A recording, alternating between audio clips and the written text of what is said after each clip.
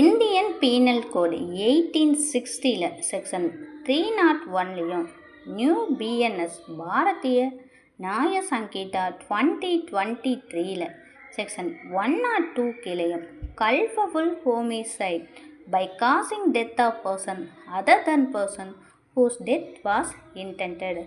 யாருடைய மரணம் கருதப்பட்டு செய்யப்பட்ட ஒரு செயல் வேறொருவருக்கு மரணத்தை ஏற்படுத்திவிட்டால் அது என்ன குற்றமாக வருது அப்படின்னா மரணம் விளைவித்த குற்றமாக கருதப்படுது. யாருடைய மரணம் அங்கே கருதப்பட்டதோ அவர் இல்லாமல் வேறொருவருக்கு மரணத்தை ஏற்படுத்திட்டாங்க அப்படின்னா அது மரணம் விளைவித்த குற்றமாக தான் கருதப்படும். இப்போ இந்த செக்ஷன்ஸ்க்கான இல்லஸ்ட்ரேஷனை நம்ம பார்த்தா இதை அண்டர்ஸ்டாண்ட் பண்ணிக்கலாம். இந்த இல்லஸ்ட்ரேஷனில் என்ன சொல்லியிருக்காங்க, Z with the intention to murder A. இசட்டுக்கு என்ன இன்டென்ஷன் இருக்குது அப்படின்னா ஏவை மர்டர் பண்ணும் அப்படிங்கிற ஒரு இன்டென்ஷன் இருக்குது. அதனால் இசட் என்ன பண்ணுறாரு, ஒரு கன்னை எடுத்து ஏ இருக்கிற இடத்த நோக்கி இசட் சுடுறாரு. அப்போ அன்ஃபார்ச்சுனேட்டாக பி இடையில வராரு, அவர் மேலே அந்த கன்னை பட்டு B இறந்துடுறாரு.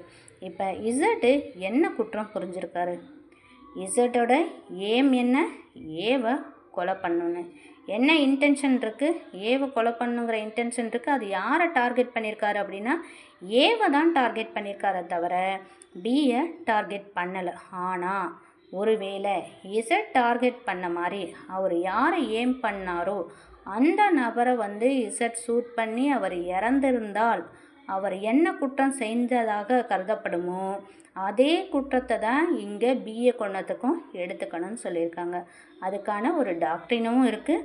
Doctrine of transfer of malice அப்படின்னு சொல்லியிருக்காங்க. என்ன, குற்றத்தின் அந்த தீமையின் செயலானது மாறுறதை பற்றி சொல்லியிருக்காங்க.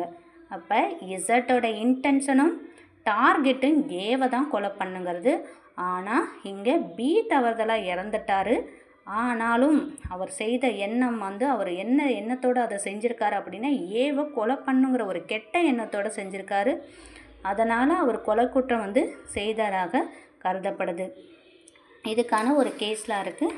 என்ன அப்படின்னா ஆர் வர்சஸ் மிட்சல், இது 1983. இதில் மிட்சல் என்ன பண்ணுவார் அப்படின்னா ஒரு போஸ்ட் ஆஃபீஸ் முன்னாடி க்யூ நிற்கி இவரும் நின்றுட்டுருப்பார். அவர் முன்னாடி நிற்கக்கூடிய ஒரு நபரை அடித்து புஷ் பண்ணி வேகமாக தள்ளி விடுவார். அந்த தள்ளுறதுனால அவருக்கு முன்னாடி நிற்கக்கூடிய ஒரு ஓல்டு லேடி மேலே அவர் விழுந்து அவங்களுடைய லெக்கும் என்ன ஆகுதுன்னா புரோக்கன் ஆகிடுது. அப்போ அந்த புரோக்கன் ஆனதுனால அந்த ஓல்டு லேடி இறந்தும் போயிடுறாங்க. இப்போ the court applied doctrine of transfer of malice அப்படிங்கிறத அப்ளை பண்ணுறாங்க. என்ன, அதாவது மேன்ஸ்லாட்டர் அப்படிங்கிறது மனித கொலையை பற்றி தான் சொல்லுது. இங்கே மிட்சல் என்ன குற்றம் புரிந்திருக்காரு அப்படின்னா இவர் தள்ளி விட்டதுனால அவர் போய் மேலே விழுந்ததுனால அவங்களோட இறப்பு ஏற்பட்டிருக்கு. அதனால் இந்தியன் பீனல் கோடு செக்ஷன் 302 கீழே அவர் கொலை குற்றம் புரிந்ததாக கருதப்படுது. இப்போ பிஎன்எஸில் செக்ஷன் 103 கீழே கொலை குற்றத்துக்கான பனிஷ்மெண்ட்டை சொல்லியிருக்காங்க. அப்போ IPC under section 302 murder read with உடன் இணைந்து 301 படி, அதாவது 301க்கு பனிஷ்மெண்ட்டாக எது கொடுக்குறாங்கன்னா 302 மர்டர் கொடுக்குறாங்க.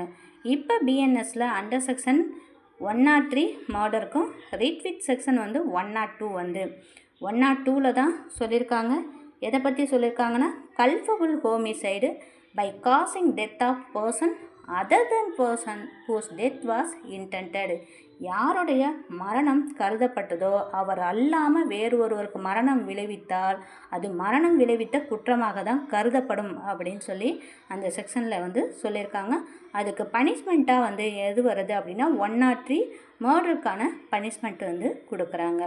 அடுத்து இன்னொரு கேஸ், இதில் எம்பவர் வர்சஸ் மஸ்னூர் சூரியநாராயணமூர்த்தி. இதில் என்ன சொல்லியிருக்காங்க அப்படின்னா இதில் அந்த அக்யூஸ்ட் என்ன பண்ணியிருப்பாருன்னா ஃபுட்டில் ஒரு பாய்சனை கலந்து கொடுப்பாரு. அவர் ஏம் பண்ணியிருக்க பர்சன் வேறு. ஆனால் அவருடைய ரிலேட்டிவோட டாட்டர் என்ன பண்ணிடுவாங்க, அந்த ஃபுட்டை சாப்பிட்றதுனால அந்த குழந்தை இறந்து போயிடுறாங்க. இங்கே அவர் என்ன குற்றம் புரிஞ்சிருக்காரு அப்படின்னா கொலை குற்றம் புரிஞ்சதாக தான் கன்சிடர் பண்ணுறாங்க. அதே தான் IPC under section 302 murder read with section 301, பிஎன்எஸ்ல under section 103 murder read with section 102.